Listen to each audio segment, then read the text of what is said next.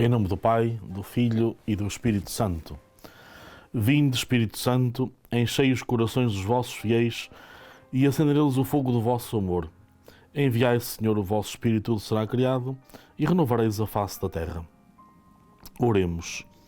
Ó Deus, que instruíste os corações dos vossos fiéis com a luz do Espírito Santo, fazei que apreciemos retamente todas as coisas segundo o mesmo Espírito e gozemos sempre da sua consolação, por Cristo Senhor nosso. Amém.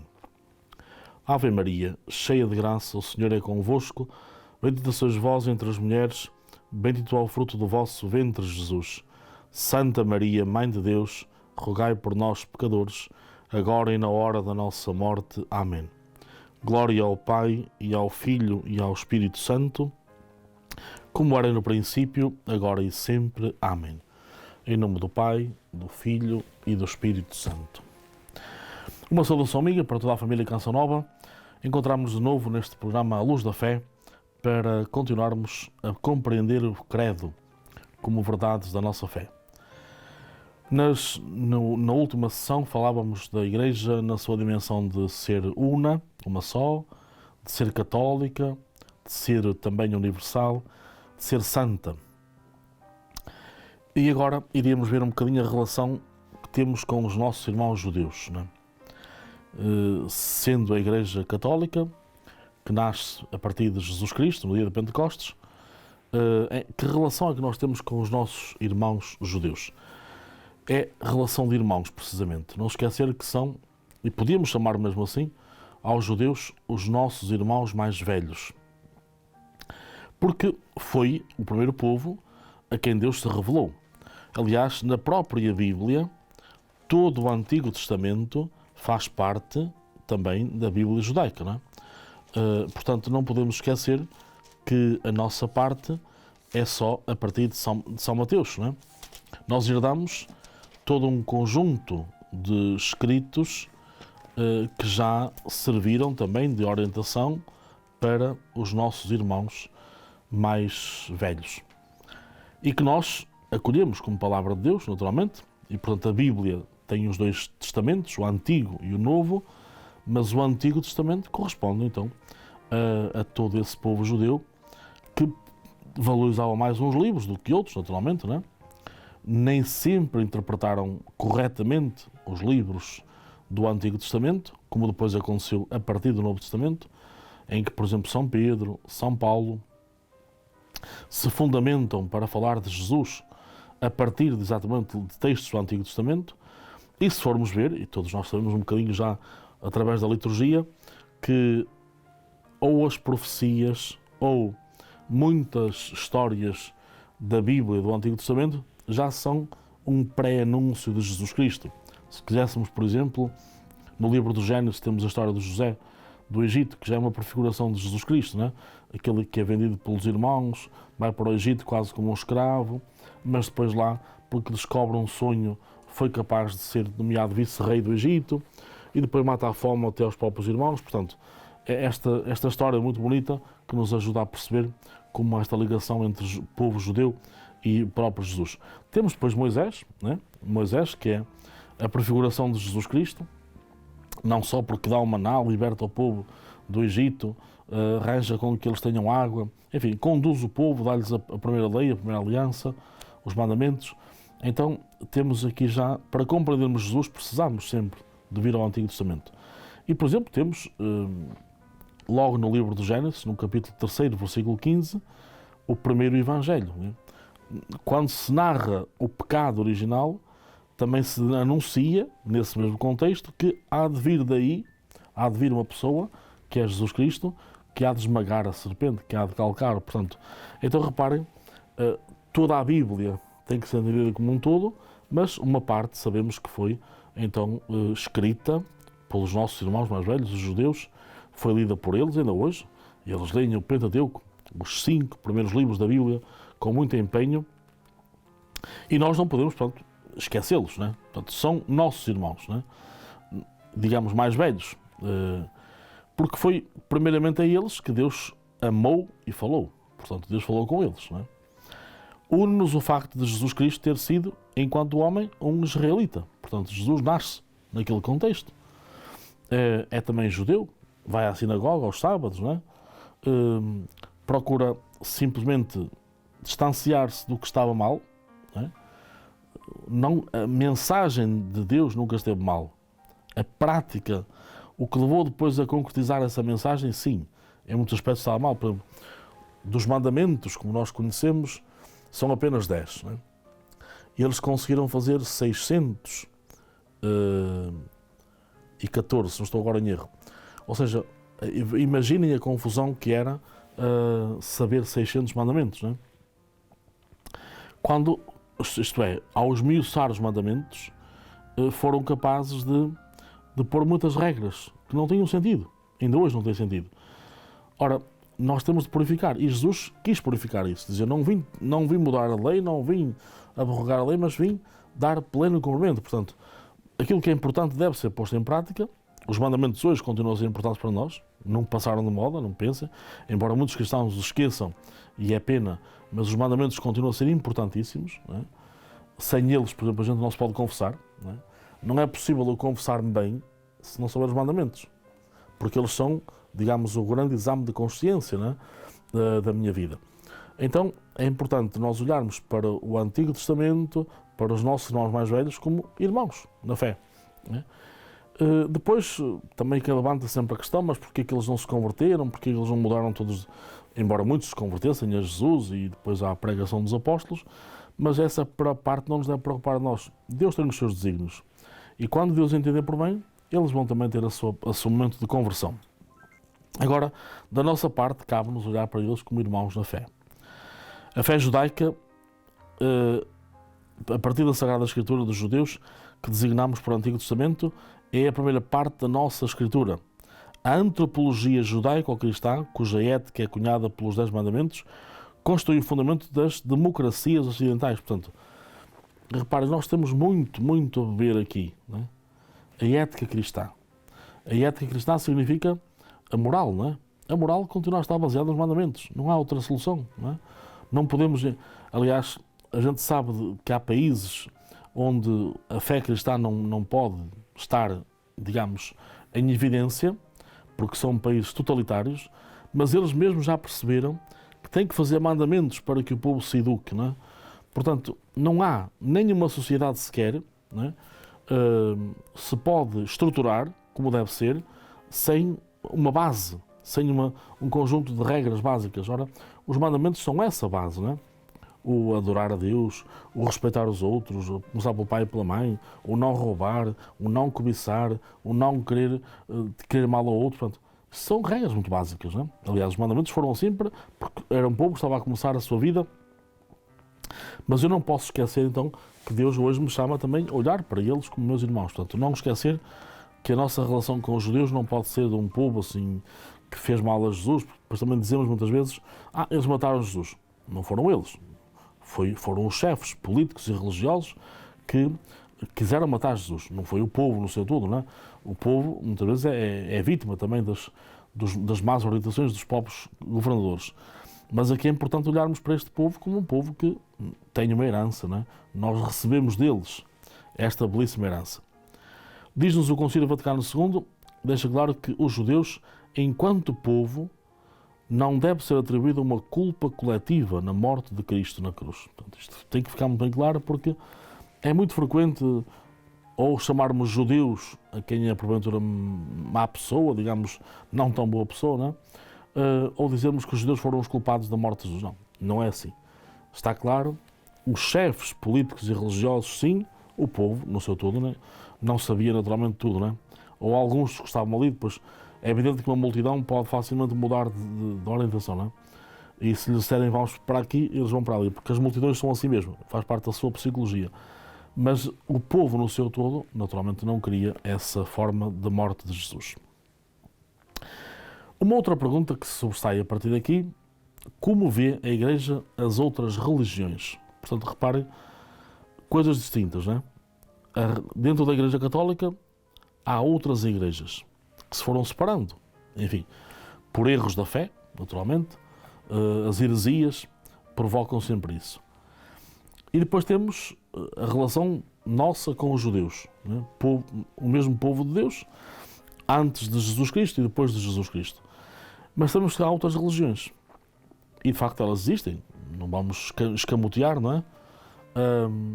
E mesmo assim é diferente das seitas. Portanto, há que distinguir muito bem estas coisas todas. As igrejas, as religiões e as seitas. São designações diferentes, não é?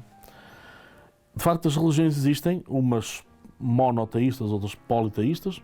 Há duas monoteístas, que é o judaísmo e o islamismo, e nós, portanto, são as três monoteístas, isto é, as três religiões que acreditam num único Deus.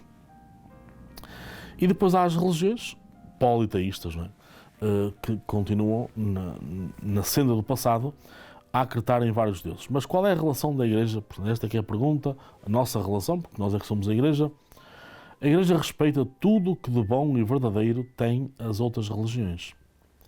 Estima e apoia a liberdade da religião como um direito humano. Não obstante, sabe que Jesus Cristo é o único Redentor da humanidade. Só Ele é o caminho, a verdade e a vida. Ou seja, um critério para nós entendermos que a Igreja de facto é única e verdadeira, embora, repito, tenhamos que respeitar as outras religiões, é esta. Em qualquer religião, nós, por exemplo, podemos encontrar o fundador dessa religião portanto, sepultado num sítio qualquer, não é? Ou no mausoléu, ou num cemitério X. Em religião cristã, a nossa religião, há o túmulo de Cristo está vazio. Portanto, é o único túmulo que nós sabemos onde está, mas está vazio. Porque o nosso Cristo está vivo. O nosso Deus está vivo. Portanto, reparem, qualquer religião teve um fundador que orientou, que fez a Igreja à sua moda e semelhança, mas morreu um dia. E sabemos onde está sepultado. Mas Cristo fundou a Igreja, passou pela morte, mas está vivo. É de grande diferença, passa por isto. Portanto, Cristo é o Redentor. Veio ao mundo, reparem, um Deus que se aproximou de nós, não é um Deus distante. Não é? Nas outras religiões, o que é que aparece? As divindades estão distantes, ora para castigar, ora para premiar. O nosso Deus fez-se um de nós. Não só nos criou a nós, à sua imagem e semelhança, mas Ele mesmo baixou à terra, fez-se um de nós. E veio para nos levantar, não é? Para nos redimir. Portanto, nunca esquecer, porque também é errado dizer que todas as religiões são boas, não. Todas as religiões têm princípios bons, não é? A religião, como tal, a palavra em si indica a ligação com Deus, não é? Claro que nas outras religiões há a ligação com a divindade, não é o Deus verdadeiro, não é? Mas se houver princípios bons que incutam comunhão entre as pessoas, sinceridade, verdade, isso deve ser aproveitado, não é? Fora isso, nunca esquecer que a nossa religião que é a única verdadeira, porque o Deus é também uno, é um único Deus verdadeiro que existe, que veio até nós, que se fez um de nós, que deu a vida por nós, mas que está agora junto de Deus.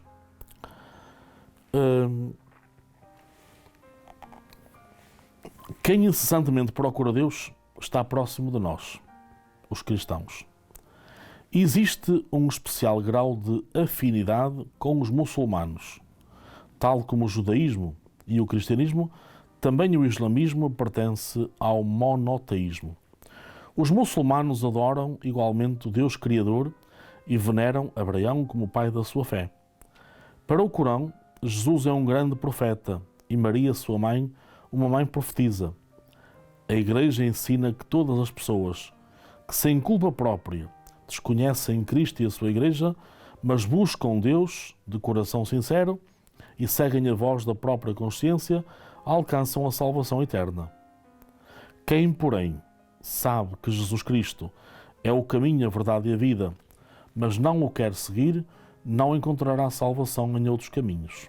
Portanto, porquê é que nós podemos dizer que a salvação só se encontra em Cristo?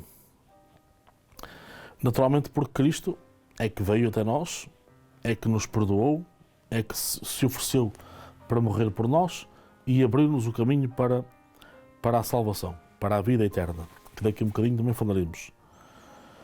Mas também temos que perceber que os cristãos, se não seguirem Jesus Cristo, se não seguirem o que Jesus diz, mesmo sendo cristãos, não encontrarão a salvação.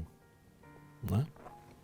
Mas quem, embora esteja noutra religião e procura a verdade de forma sincera, pode ser salvo. Não é?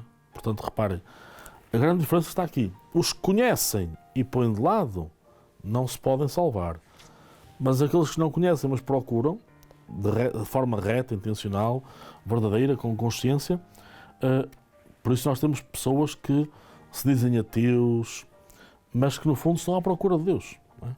E quando chega o momento certo, encontram-se com o Senhor e sabemos que a conversão de alguém pode acontecer até ao último segundo da vida. Não é? O Papa Francisco conta uma história de uma senhora que teve muitos filhos, naturalmente ela e o marido, mas não batizaram nenhum filho.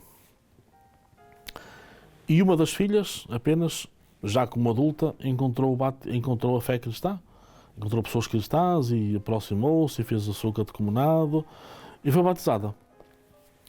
E falou com a mãe. E a mãe disse que não tinha nada a opor-se, se ela queria ser batizada, pois que era a vontade dela, que o fizesse. Respeitou sempre a filha e a sua opção, mas a mãe não era batizada e também não batizou os filhos. Né?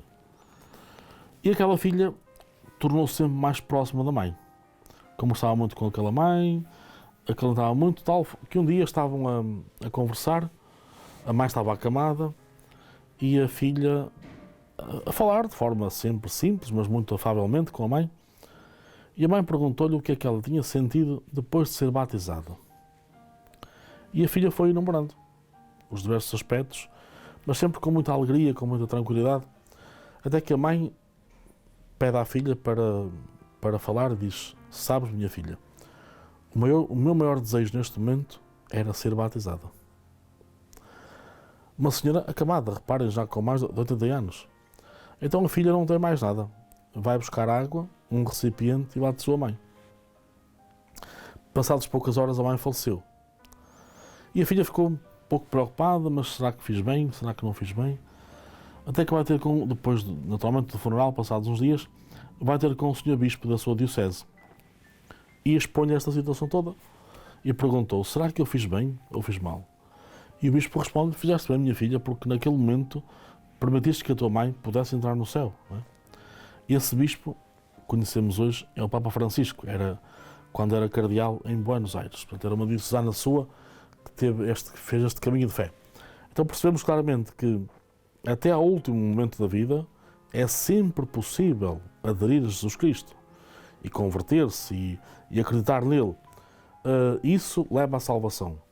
Mas o problema maior está em quem, e são muitos infelizmente os cristãos, que conhecendo, ou pelo menos tendo ouvido falar alguma vez das verdades da sua fé, foram se esquecendo delas, não as foram pôr em prática e naturalmente não estão a caminhar para a salvação. Então é importante, e por isso é que ser igreja é muito importante, ajudarmos todos os batizados a conhecerem de verdade a sua fé. Dizemos também que a igreja se chama apostólica. Apostólica tem a ver com os apóstolos. Não é?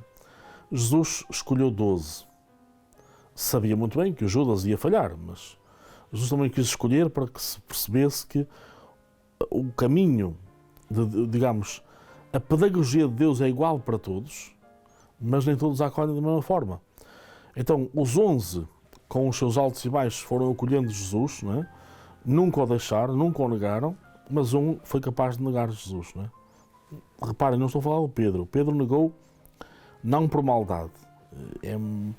Muitas vezes é mal interpretada esta negação de Pedro. Ele negou para poder estar próximo de Jesus, porque ele ia entrando nos pátios. E para entrar nos pátios, para estar próximo de Jesus, tinha que dizer que não o conhecia.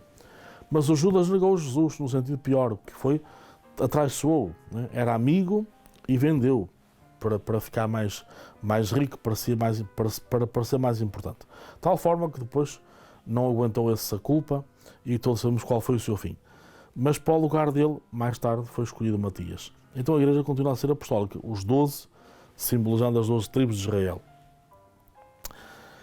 E é importante percebermos que a fé que nós hoje professamos é a mesma que os apóstolos receberam de Jesus e que anunciaram. Não é? E esta fé que agora continua a ser viva, porquê? Porque cada bispo na sua diocese é a figura dos apóstolos. Não é? O Papa é a figura de Pedro e, portanto, está em Roma, sinal da unidade e da comunhão. E cada bispo na sua diocese é nessa imagem dos apóstolos. Então, por isso é que os bispos são sempre escolhidos pelo Papa, para serem sucessores dos apóstolos, e de tal forma que a gente diga, então a fé que nós professamos, o credo que nós rezamos, as verdades de fé que nós hoje vivemos, não é? Já vêm dos apóstolos. Portanto, passaram por eles foram os primeiros a ouvir Jesus Cristo, a ver de Jesus toda esta verdade de fé, e depois passaram a ensinar-nos. Não é?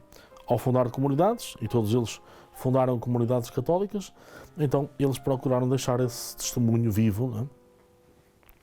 Por exemplo, quando São João, que era bispo de Éfeso, estando lá muitos anos nessa comunidade, um dia perguntam-lhe como é que ele podia falar de Jesus. Não é? Ele que esteve tanto tempo com Jesus, ele que era um dos apóstolos mais próximos, e ele diz, no fundo, Jesus, que é Deus, não é? Deus é amor. Não é? Resume desta forma tão bela, não é? A expressão mais pequenina de todas, Deus é amor. Esta experiência que o próprio São João tinha tido. Não é? A partir de Jesus, ele conheceu Deus Pai, ele conheceu o amor que Deus... Reparem, de Jesus emanava um amor fundamental para todos. Então, ele percebe, e quando lhe pedem para dar um testemunho, ele diz apenas, Deus é amor. Não é? Como nós sabemos. Portanto, então a nossa fé, as verdades de fé, vêm dos apóstolos para nós. Diz-nos o Catecismo que Jesus chamou os apóstolos como seus colaboradores mais próximos. Eles eram as suas testemunhas oculares. Após a sua ressurreição, apareceu-lhes reiteradas vezes, deu-lhes o Espírito Santo e enviou-os ao mundo como seus mensageiros. Na Igreja Jovem eram a garantia da unidade. Através da imposição das mãos, transmitiram aos seus sucessores, os bispos, o seu envio e os seus plenos poderes. Assim foi até hoje. Este processo é designado por sucessão apostólica. Reparem, os apóstolos impunham as mãos, sempre. É um gesto muito característico da vida da Igreja, não é? E reparem, quando estavam presentes os apóstolos e estavam outros discípulos, era sempre os apóstolos quem tinha a última palavra, quem desafiava. Por exemplo, o Evangelho vai para a Samaria por um Filipe, não é? Um diácono. Quando houve uma grande revolta em Jerusalém, os apóstolos ficaram lá fechados e muitos discípulos espalharam-se e o Filipe vai para a Samaria, onde Jesus já tinha estado, naturalmente, não é? Então depois, mais tarde, vem o Pedro e João, encontramos isto nos Atos dos Apóstolos, no capítulo 8º, vem Pedro e João fazer a visita pastoral, ou seja, a primeira visita pastoral que nós encontramos na Igreja é feita por Pedro e João àquela comunidade de samaritanos. Quem levou o Evangelho depois da ressurreição de Jesus é Filipe, um diácono, mas agora quem vai confirmar na fé são os apóstolos. Não é? E assim acontece depois o Pedro, que vai fundando comunidades, o Paulo também manda cartas apostólicas, ou cartas pastorais, reparem, daí os nomes que os nossos bispos hoje escrevem cartas pastorais, não é? O pastor orienta, digamos, a sua porção do povo de Deus que lhe é confiada, com cartas, com textos, com mensagens. Era assim que faziam também os apóstolos. Portanto, esta unidade na Igreja, reparem, envolvidos 2021 anos, a Igreja continua a ser uma só, ainda que depois com ramificações fruto de alguns erros humanos, não é? Mas continua a ser apostólica. Não é? O Evangelho chegou a muitas terras e desde aí sempre os bispos foram a garantia de que a Igreja é por sua natureza apostólica. E por isso encontramos também a vocação dos leigos.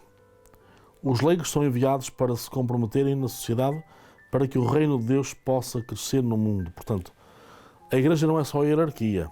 Tem o Papa, tem os bispos e os colaboradores deles, que somos nós os presbíteros, mas depois a grande porção do povo de Deus são os leigos. Não é? Então é importante perceber que os leigos, e que é um leigo, é uma pessoa fiel a Jesus Cristo desde o batismo, que não é naturalmente sacerdote, nem religiosa, no sentido de votos perpétuos, que se empenha que as pessoas no seu meio, escola, faculdade, família, profissão, aprendam a conhecer e a amar Cristo. Portanto, o papel dos leigos é muito importante, pela sua natureza batismal, de onde quer que se encontrem, ser testemunhas de Jesus. Então, a Igreja, a partir dos pastores, orienta e confirma, e quem anuncia e quem apresenta o Evangelho, de forma muitas vezes familiar, simples, serão também os leigos. Foi com muito gosto que estive convosco neste programa A Luz da Fé, onde falámos destas realidades que nos dizem respeito, que nós somos os principais interessados em conhecer, em saber, para depois também podermos viver mais ao jeito de Jesus Cristo. Então deixo-vos este convite, que nos ligam ou lancem perguntas ou desafios ou críticas para esse e-mail que aparece em rodapé, para podermos também melhorar, aperfeiçoar e, no fundo, servir-vos melhor. E para pormos em prática tudo aquilo que aqui recordamos, porque não aprendemos, que já sabemos, mas apenas recordamos e reavivamos a nossa fé, pedimos a bênção do Senhor que nos fortaleça e que nos ajude a ser testemunhas destas verdades onde quer que nos encontremos. O Senhor esteja convosco, Ele está no meio de nós. Abençoe-vos Deus Todo-Poderoso, Pai, Filho e Espírito Santo.